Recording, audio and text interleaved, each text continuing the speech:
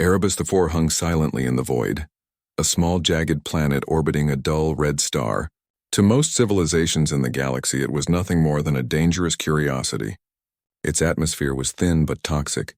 Its surface scorched with acid rains, and violent storms raged across its jagged mountains and forests. Few species dared to approach it.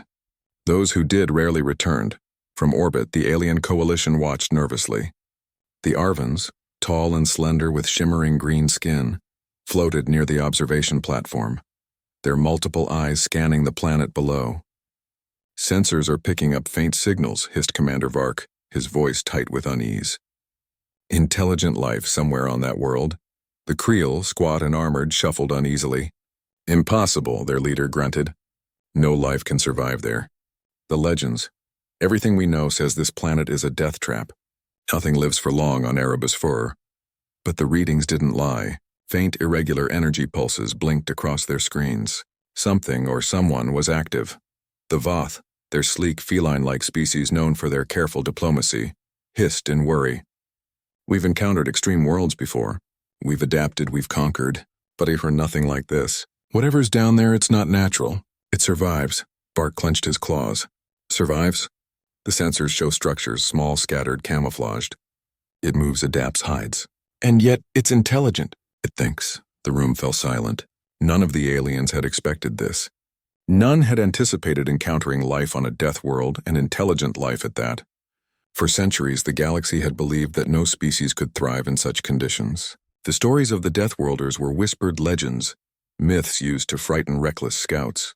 They were said to be creatures of nightmare, perfectly adapted to kill, to survive, to dominate environments that would crush any ordinary being. And now, evidence suggested they were real. Below, on Erebus IV, the Deathworlders moved like shadows. The humans were small, bipedal creatures, fragile by galactic standards. Their skin was soft, their eyes vulnerable to harsh light, their bodies easily damaged. Yet they walked through poisonous fogs, climbed jagged cliffs, and crossed rivers filled with lethal toxins without hesitation. They weren't guided by technology alone. The humans relied on instinct, adaptation, and careful observation. A human named Rin Keller crouched behind a jagged outcrop of black rock, watching a hunting party of enormous spined predators approach. He didn't panic. His eyes scanned the creatures' movements, reading the rhythm of their steps, the twitch of their horns. He moved like water, slow, quiet, precise. A thin rope trap, almost invisible against the rocky ground, snared the nearest predator. It roared in frustration as it fell into a pit, hidden beneath a false layer of stone. The others hesitated, unsure of this unseen threat, and that hesitation was enough. Rin struck with a short spear tipped with a sharpened fragment of metal, finishing the hunt before it could even begin.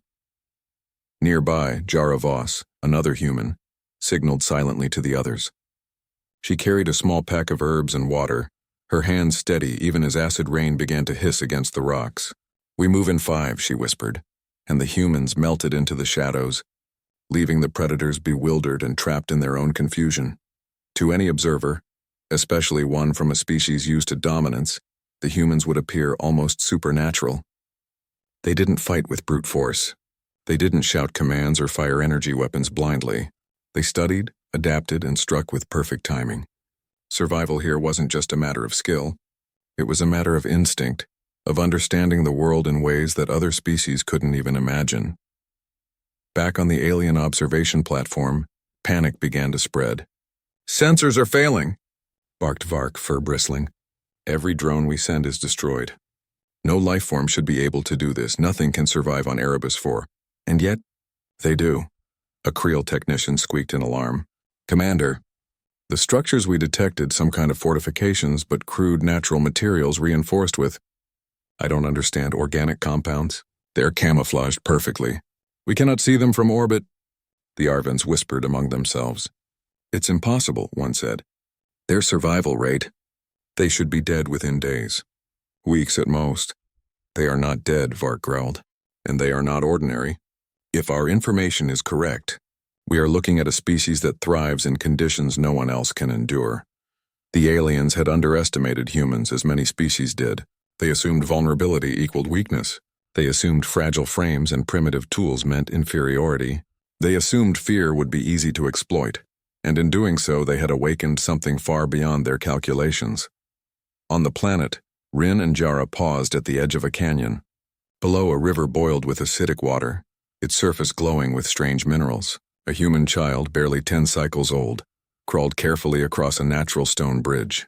Rin's hand shot out to steady the child, his voice calm and reassuring. "Steady?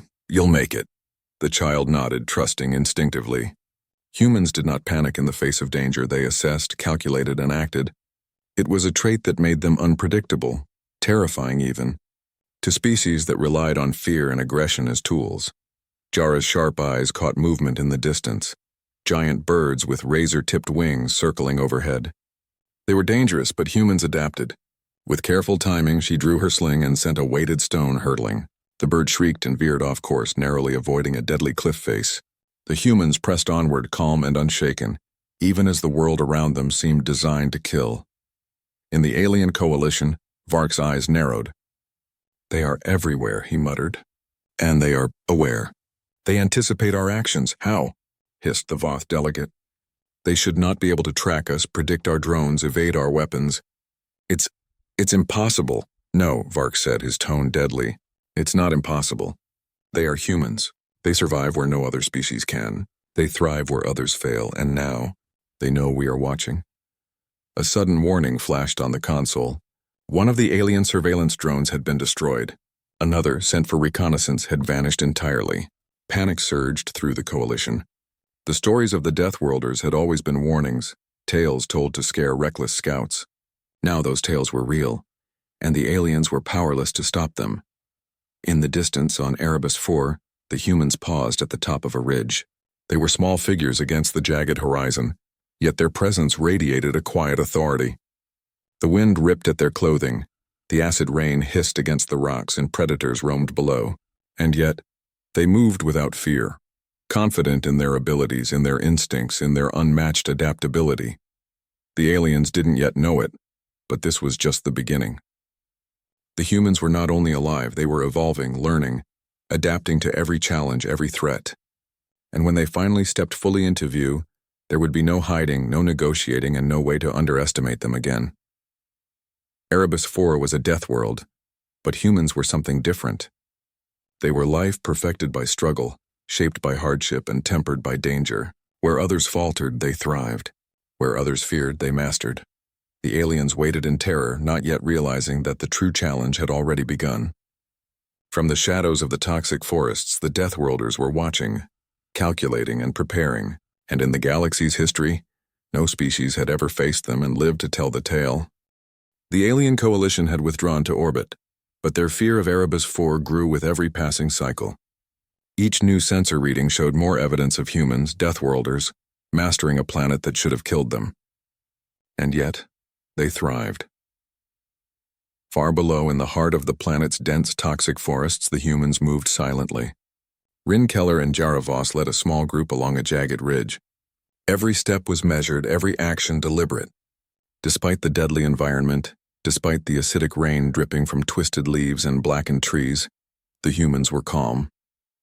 They knew these lands because they had survived them, thrived in them, and learned to bend the world to their will, not through conquest, but through intelligence, adaptability, and instinct. "Keep your eyes open," Rin whispered, scanning the treacherous landscape ahead. "This area is prime hunting ground for the shadow lions." Jara's gaze followed his, noting the faint movement of creatures with long, spiny tails weaving through the mist. Their glowing eyes reflected the faint light of the dying sun. "They're bigger than last season," she said. "We'll need to distract them or they'll surround us before we even see them." The humans moved as one. Each step seemed effortless, but it was far from careless.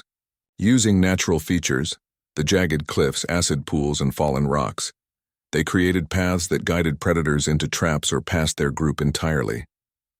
It was survival through observation, through cunning, and above all, through patience.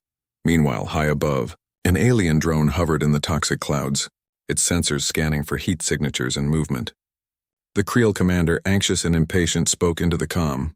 "Increase frequency. Scan every ridge. They cannot hide forever. The Deathworlders cannot be everywhere at once." The drone's sensors flickered. "Commander?" They are everywhere, the operator replied. Every approach path shows traces of life, structures, traps, even signs of advanced hunting methods. It's as if the planet itself bends to them. The Creel's armored body tensed. Impossible.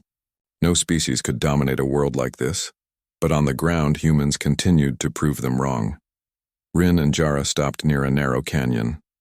A faint glimmer of movement caught their attention. Small four-legged predators, venomous and fast, darted along the rock walls hunting insects and smaller creatures. Rin raised a hand, signaling the group to freeze. He studied the predators carefully, noting the way their claws struck the rock, the way their heads tilted when sensing vibration. Then with a calm precision he set a trap, a hidden net made of thin fibers reinforced with jagged stone weights. The predators triggered it almost immediately, entangling themselves before they could flee. The group moved forward, leaving the trapped predators behind. They didn't celebrate. Humans on a death world didn't waste time on pride or boasting. They adapted, moved, and survived. As night fell, the group reached a small canyon where steam hissed from geothermal vents. It was a natural shelter, warm and safe from many of the larger predators. Humans had learned to use these features to their advantage. Jara crouched beside the steam, tending to minor injuries among the group. Their venom isn't lethal yet, but it burns, she said quietly. Rin nodded. We need to mark safe zones. They'll keep expanding, and we need to know where we can rest safely. The humans' intelligence wasn't just instinct, it was foresight. They planned for the next step, not just the immediate danger. While other species might react impulsively, humans calculated, anticipated, and adapted, and this was why they thrived where countless others had failed. Back in orbit, the alien coalition grew desperate. Commander Vark's patience had worn thin. We cannot underestimate them any longer, he said, pacing before the observation console.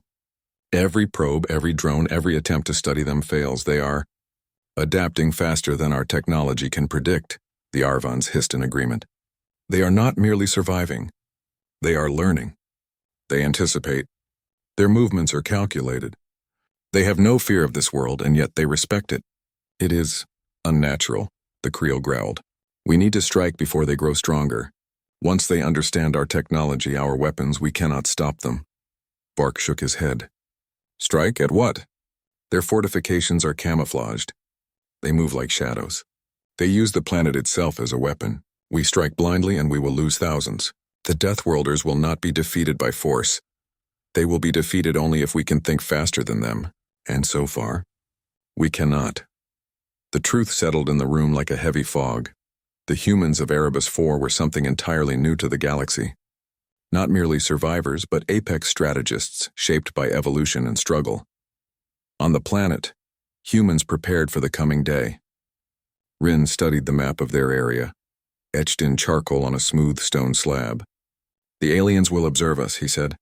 We need to understand them before they understand us. Jara nodded. They send drones. They want to see us, but they will only see what we allow them to see. Humans were masters of deception when necessary. They didn't lie to harm others. They concealed their capabilities to survive and thrive. Every trap, every camouflage, every hidden shelter was part of a larger pattern of adaptation.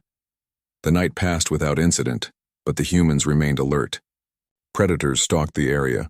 Winds howled through jagged cliffs and toxic rains fell in streaks across the canyon. Yet humans slept lightly, always ready to respond. Where other species might panic or flee, humans adapted. Where other species might despair, humans prepared. At dawn, the first signs of alien surveillance appeared. A drone emerged from the clouds, its sensors scanning the canyon. Humans observed from hidden vantage points. Rin gestured silently. Let it come closer. The drone hovered above, its cameras and sensors flicking, mapping the area. The humans remained motionless, their presence masked by the terrain. Small adjustments, rocks moved, shadows shifted, wind manipulated, kept the drone confused. The Creel operator aboard the drone muttered nervously. They should be here. They should react. Why are they hiding? This isn't fear. This is adaptation, Vark interrupted. They are learning. Every move we make, they adjust. Every tactic, every scan, they change and respond. They are evolving before our eyes. And indeed, the humans were observing the drone as carefully as the drone observed them. They noted its speed, its sensor patterns, its weaknesses. By the time it moved to strike, humans had already redirected its attention. Rocks tumbled, dust kicked up, sensors jammed, small actions that rendered the alien technology useless. The drone retreated, damaged, but intact. The humans did not celebrate. They understood that survival wasn't a single victory. It was ongoing. Every encounter, every observation, every adaptation built experience and understanding. Later, in the dense jungle, humans moved toward a natural river basin. The water was acidic, boiling with chemicals that would melt most metals, but humans drank selectively from small pools filtered through layers of volcanic rock. They navigated the terrain with precision, using narrow paths only they could traverse. Predators lurked in every shadow, but humans' awareness of the environment gave them an edge. One predator leapt suddenly from the trees, a massive, spiny creature, but Rin was ready. A swift maneuver, a stick tipped with stone, and the predator fell back, injured but alive. Humans never killed recklessly. They killed to survive, to defend, to maintain balance. Jara examined the surrounding plants. Many were poisonous to other species, but edible or medicinal to humans. She noted patterns in their growth, using them to anticipate rainfall, predator movements, and safe routes. Survival wasn't just instinct, it was constant study and application of knowledge. By midday, the humans reached a hidden valley, a natural fortress concealed from the skies and the alien sensors. It was here they would regroup, repair, and plan for the days ahead. Humans had mastered the planet's dangers, using them as tools rather than threats. Rin turned to the group. They are watching. Every move we make, they learn. But we learn faster. We adapt faster. This is our strength. We survive where others die because we think, because we act, because we do not fear the world. It is part of us. The humans nodded, understanding the truth in his words. Fear did not rule them. Pain did not weaken them. Danger did not intimidate them. Adaptation was their ally, instinct their guide, and survival their nature. Above, the alien coalition watched helplessly. Commander Vark's face, scaled and pale, reflected disbelief. They are everywhere, he muttered. They survive the impossible. They anticipate. They adapt. And worst of all, they are patient, the Creel groaned. We cannot attack. Every attempt fails. Every reconnaissance ends in disaster. These humans are not prey. They are predators of a kind we have never faced. The Arvans whispered among themselves. They are perfect for this world. They are death itself and yet alive. The Voth simply hissed, staring at the planet. We underestimated them. The galaxy has underestimated them. And on Erebus 4, the humans prepared for the challenges to come. They did not celebrate the aliens' fear. They did not rejoice in their own survival. They simply moved forward, adapting, observing, surviving, thriving.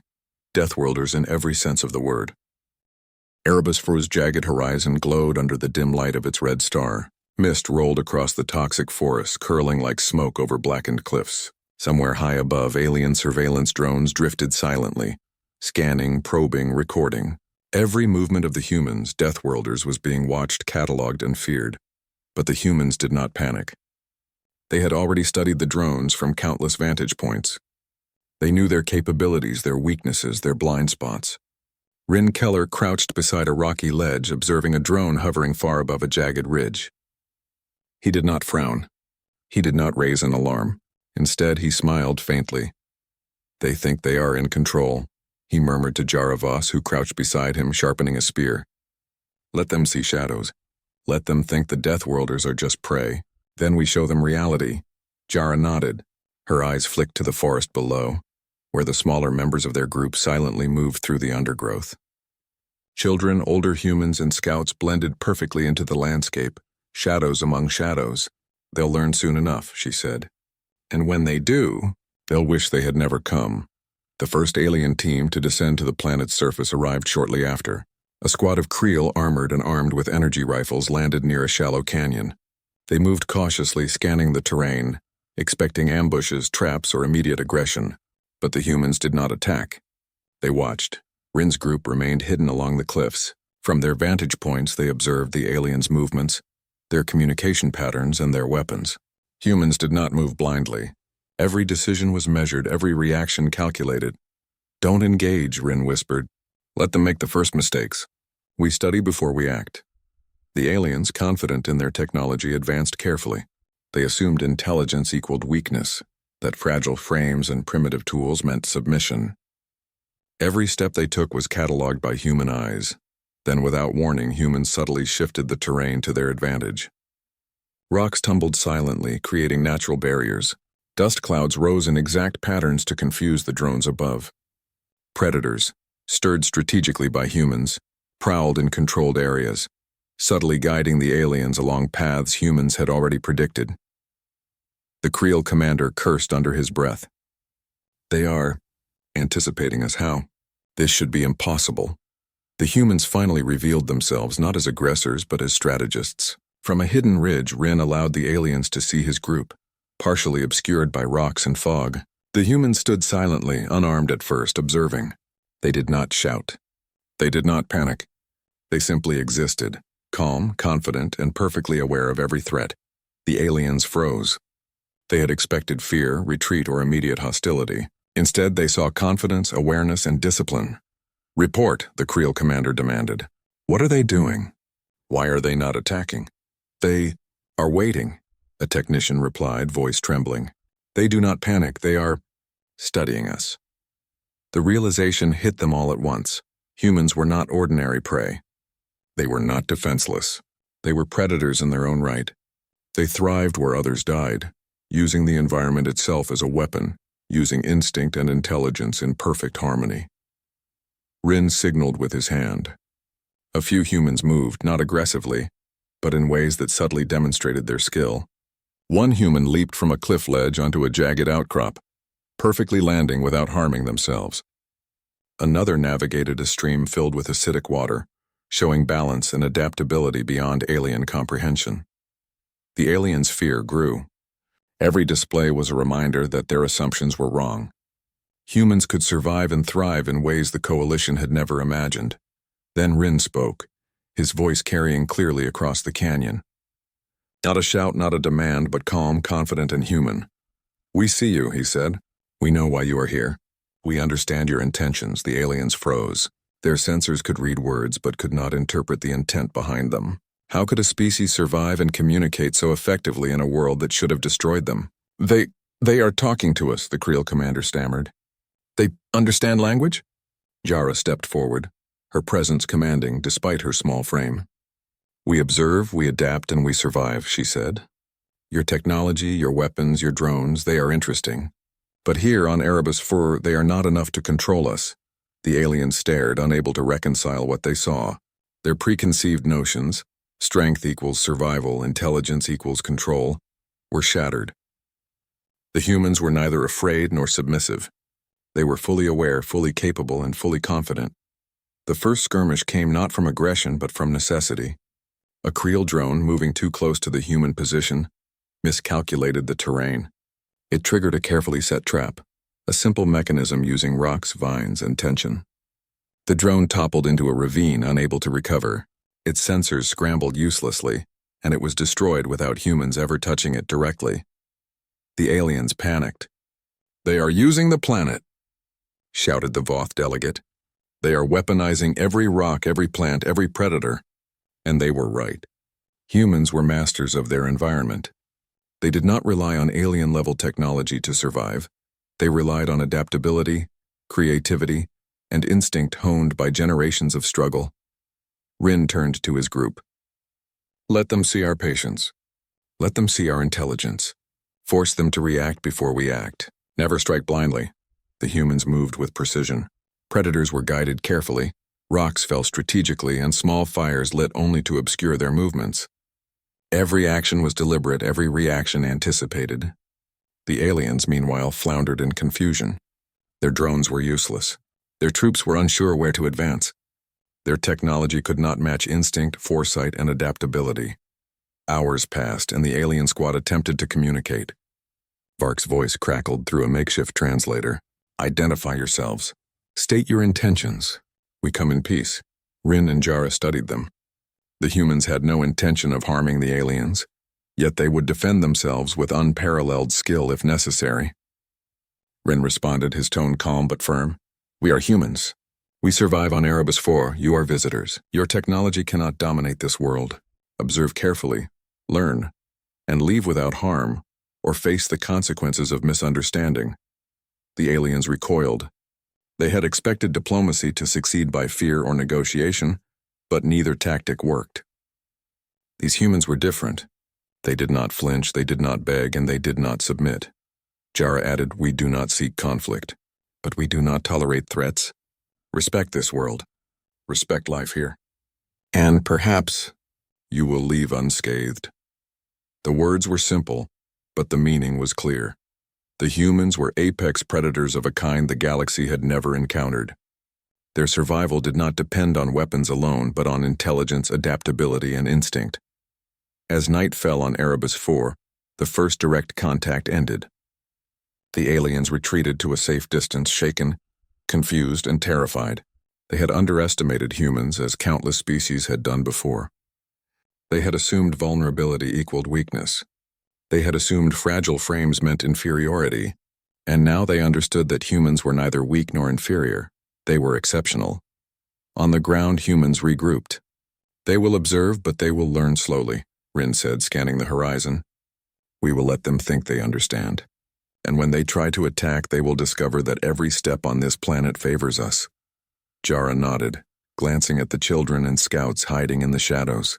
"They will never underestimate humans again. Not on this planet, not anywhere." Humans did not celebrate the aliens' fear. They did not gloat or boast. They simply prepared for the future, for the next encounter, and for the inevitable tests that would come. For humans, survival was a constant process, a balance of observation, adaptation, and action. And for the aliens, it was the first day they realized they had never faced anything like humans before. Erebus 4 remained dangerous, unpredictable, and deadly. Predators roamed, acid rains fell, and storms tore across the jagged cliffs. Yet humans moved calmly, confidently, mastering every obstacle, thriving where others failed, and preparing to meet any challenge the galaxy could throw at them. The first contact was complete. The humans had not struck, but they had asserted their dominance in the only way that mattered, by demonstrating intelligence, adaptability, and calm control in a world that should have destroyed them. Erebus 4 was alive. Its toxic storms raged across the jagged cliffs, rivers boiled with acid, and predators prowled in the shadows. The alien coalition had sent another squad to the surface, determined to study, intimidate, and if possible, capture the humans. But the Deathworlders were ready. Rin Keller stood atop a rocky ridge, scanning the valley below. "They're moving faster than we expected," he said. "Their drones have improved, but they still cannot adapt to this world like we can. Every trap, every terrain feature, it's ours." Jara Voss nodded beside him. "Let them advance. They'll make the first mistakes. Remember, our strength isn't in attacking, it's in surviving, in using the planet itself to fight for us." The humans had spent years mastering Erebus 4. They understood the currents of acidic rivers, the patterns of predatory beasts, the subtle shifts in wind that revealed approaching threats. Every cliff, every ridge, every cave had been studied, catalogued, and, when necessary, weaponized. They did not merely endure the death world, they controlled it. The aliens descended into the valley in a slow, careful formation. Creel warriors marched behind armored walkers, their energy weapons scanning constantly. Arvan scouts hovered above on jetpacks, trying to map the terrain from the skies. Voth observers skulked at the edges of the forest, using stealth technology to blend with shadows.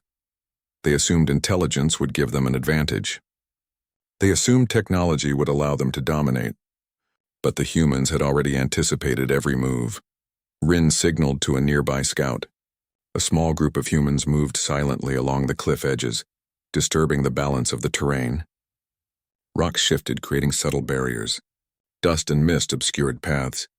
Predators, guided by the humans, moved with deadly precision, cutting off potential escape routes for the aliens. The first alien walker stumbled into a pit hidden beneath false rocks, its energy systems damaged. Another drone, confused by sudden dust clouds and shifting terrain, collided with the cliffs. Each loss was small but cumulative, a constant reminder that the humans were not ordinary prey. The aliens tried to coordinate. "Focus fire on the ridge," the Creel commander ordered. They are there, visible, take them down. But the humans had anticipated this. Rin moved with calm precision. Let them think they see us. Let them waste their resources.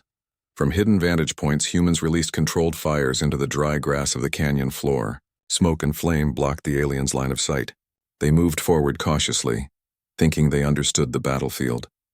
But the humans had already predicted each approach.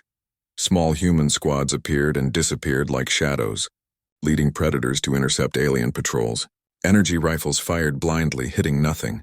Drones toppled into pits or were caught in cleverly hidden snares. Every step the aliens took was countered, not by brute force, but by strategy, adaptation, and instinct. Hours into the engagement, the aliens realized something terrifying. They could not rely on technology alone. Every tool they had brought, every weapon, drone, and sensor was matched and neutralized by humans' mastery of the environment. They are controlling the terrain, hissed a Voth observer. Every rock, every predator, every trap, they anticipate us. Yes, the Creel commander admitted, his voice shaking. They do not just survive, they dominate this world through intelligence, through awareness, through perfect adaptation. We cannot outfight them here. Rin watched from above, calm and deliberate. Humans did not celebrate the aliens' fear. They did not strike recklessly. Every action was measured, every movement planned. They let the aliens advance, observing patterns, studying weaknesses, and preparing for the right moment to act decisively. As the day wore on, the aliens' frustration grew. Their drones were destroyed or misdirected, their walkers trapped or immobilized, their scouts disoriented by predators and terrain alike. The humans remained in control without firing a single shot directly. Jara moved along the cliff edge, guiding a pack of shadow lions, large predators unique to Erebus IV, toward a group of alien scouts. The predators did not attack recklessly. They struck with precision, herding the aliens into narrow ravines where escape was difficult. The humans maintained perfect oversight, intervening only when necessary to ensure no human was at risk. This is remarkable, Rin said quietly to Jara. They think they are hunters, but they are trapped. Every move we predicted, every misstep guided by instinct. We do not strike blindly. We strike with purpose when the time is right. Jara smiled faintly. Let them think they are in control. When they realize they are not, it will be too late. The aliens tried a new tactic. They sent an elite Arvon squad to flank the humans, attempting to strike from the unseen southern cliffs. But humans had already anticipated this. Scouts had mapped hidden trails, controlled predator paths, and prepared ambushes. The flanking squad was met with confusion. Predators roared from below, startling them. Rocks tumbled from above, forcing them to scatter. Energy weapons fired into the mist, hitting nothing but air. The humans had turned every environmental hazard into a strategic advantage. One Creel soldier fell into a hidden pit. Another was cornered by shadow lions, and the Arvon's jetpacks malfunctioned when flying through sudden gusts and acid-laden winds. Each setback reinforced a single terrifying fact. Humans were a species that could adapt faster than the aliens could respond. By nightfall, the battlefield was littered with failed alien technology, broken drones, scorched armor, and toppled walkers. Yet no human had been seriously harmed. Humans moved with calm precision, adapting to each new threat, each unexpected event, as though the world itself had become an extension of their will. Rin gathered the group in a hidden cave, overlooking the battlefield. They will regroup, he said. They will try again, but every approach will be slower, more cautious. They cannot think as we do. We survive because we anticipate, because we adapt, because we never act without understanding. Jara nodded. And when they come again, we will be ready. This world is ours. Every cliff, every river, every forest, they belong to us. We do not merely exist here, we dominate. The humans did not celebrate. Survival was a continuous process, a constant balance of action, observation, and adaptation. But their calm confidence radiated from every movement, every glance, every decision. In orbit, Commander Vark and the Coalition delegates watched in disbelief. Every strike fails, Vark said, voice tight with frustration. Every drone, every weapon, every patrol, they adapt. They survive. They dominate the terrain. We cannot fight them using conventional tactics, the Arvons whispered among themselves. They are perfect for this world. They do not panic, they do not falter. Every action is deliberate. Every countermeasure anticipated. The Voth hissed in agreement. We underestimated humans. We assumed weakness. We assumed fear. And now we realize they are the ultimate survivors. The Creel commander's voice was trembling. We cannot attack blindly. Every approach, every plan, every idea, we cannot outthink them.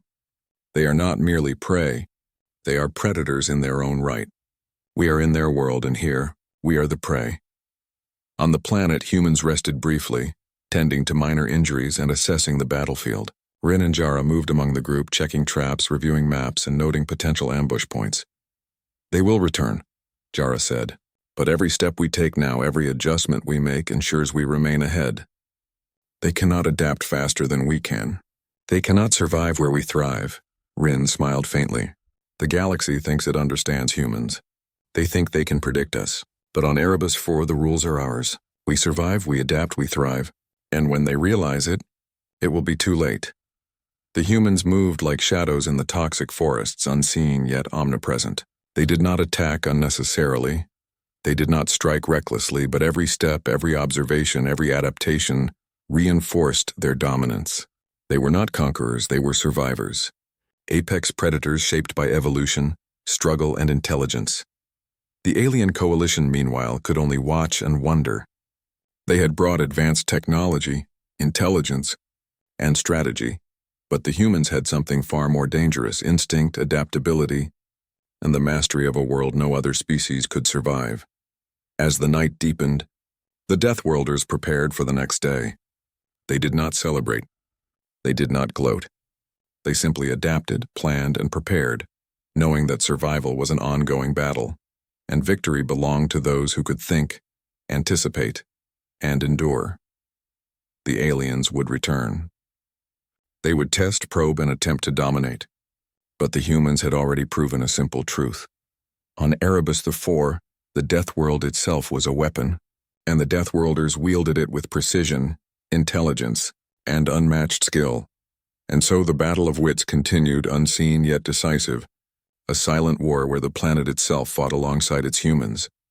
And the galaxy began to realize that the Deathworlders were unlike anything it had ever encountered. The dawn light on Erebus IV was dim and blood-red, filtered through clouds heavy with toxic storms. The alien coalition's ships hovered over the jagged surface, scanning, probing, and hesitating. For cycles now they had attempted to assert dominance, and for cycles they had failed. Commander Vark's scaled face was pale, his multiple eyes darting nervously across the readouts. "They are everywhere," he said, voice tight. "Every attempt to study or attack and fails. Every drone, every patrol, every plan, countered." The Creel leader banged a claw against the console. "This cannot be. They are humans. Fragile, small, supposedly primitive. Yet they survive where we cannot. They control this world in ways no species should. It is impossible." The Arvans and Voth exchanged fearful glances. "We underestimated them," the Voth hissed. "Every assumption we made about weakness, about fear. Wrong. They are apex predators, and they don't even need our weapons to prove it." Below, humans observed silently from hidden cliffs, ridges, and valleys. Their eyes tracked every alien movement, every attempt at surveillance, every drone that dared to probe their territory. They had prepared, adapted, and mastered every challenge Erebus IV had thrown at them. Rin Keller crouched beside Jara Voss, scanning the alien formations from a high vantage point. "Today," he said, voice calm but firm, "we finish this, not with reckless attack, but with precision, patience, and intelligence. They think they control the battlefield. We will show them who truly does." Jara's gaze followed the valley below. "They are cautious, hesitant. Every move they make is slower, more careful. That is our advantage. They will act, and we will respond perfectly." The humans were calm. They did not rush. They did not panic. They adapted, they observed, and they struck only when the moment was perfect. The first encounter of the day came as the aliens advanced into a narrow canyon. The Creel armored walkers moved forward with energy rifles scanning the slopes, while Arvan scouts hovered above, their jetpacks slicing through the mist. The Voth observed from the edges, cloaked in stealth, but humans had prepared. Small squads moved silently along cliff edges and rocky outcrops, setting traps, guiding predators and shifting the terrain. Rocks fell strategically. Smoke rose to obscure vision. and even the wind seemed to conspire with the Deathworlders, swirling in ways that kept the aliens off balance. One Creel soldier fell into a hidden pit. Another was forced back by shadow lions controlled by human signals. Drones malfunctioned, colliding with rocks or descending too quickly into acidic rivers. Every alien advance was met with subtle, devastating efficiency. "They are everywhere," a panicked Arvin whispered. "Every trap, every predator, coordinated perfectly. How do they do it?" "They are humans," Vark said, voice shaking. "They do not panic. They do not falter, and they adapt. Faster than we can respond." Rin observed the chaos below. He raised his hand slightly, signaling the humans to converge. From hidden positions, humans released predators into controlled zones, creating pressure points that forced the aliens into predictable paths. The alien coalition tried to reorganize, but each effort failed. Every step they took had already been anticipated. Every path they chose had already been prepared for. Humans did not need superior numbers, energy weapons, or advanced technology to dominate. They used the planet itself as a weapon. Acidic rivers, jagged cliffs, deadly predators, and hidden traps all worked in perfect concert. Jara guided the shadow lions to intercept a group of Creel warriors. They circled silently, forcing the aliens into narrow passages where rocks and mud made footing treacherous. Energy rifles fired blindly, but humans never made themselves easy targets. "They think they are hunters," Jara whispered, "but we are the apex predators here. Every step, every action, under our control." The climax of the encounter came when the alien squad attempted a final push through a narrow ravine. They believed that by concentrating firepower and overwhelming humans in one location, they could break through. But humans had anticipated this. Rin signaled, and humans emerged from shadows on the cliffs above.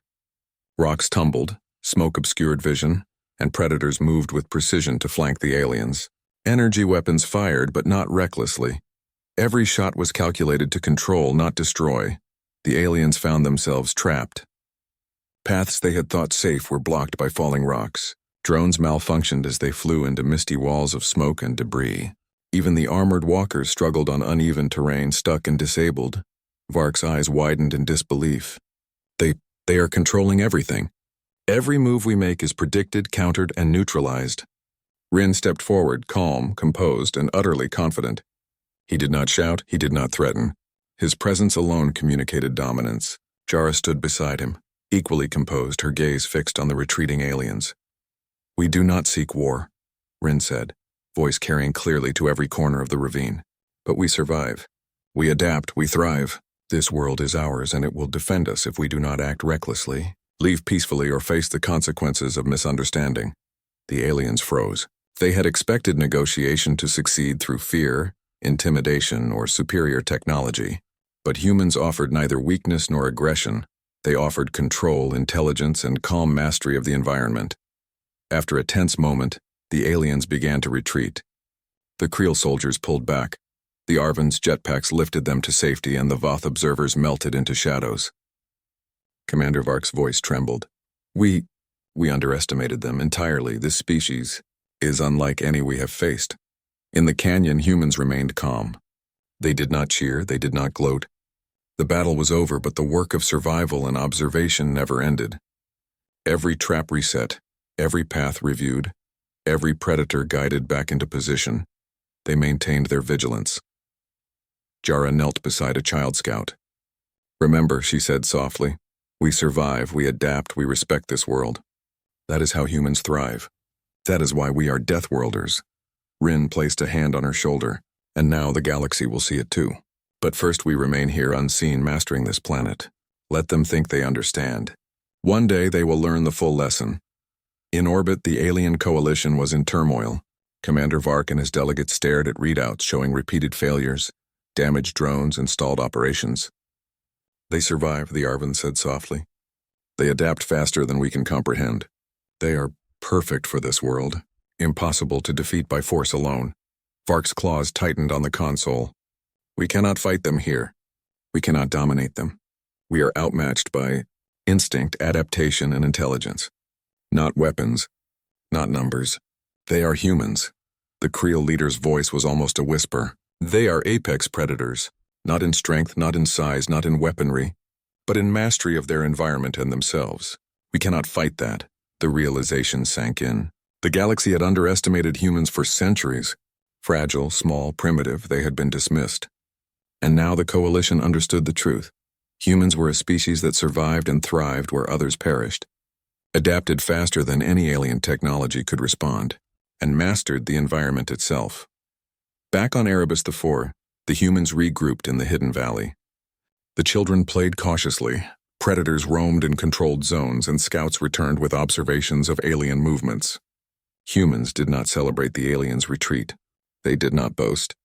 They simply prepared for the next cycle of survival, knowing that vigilance and adaptation were their greatest strengths.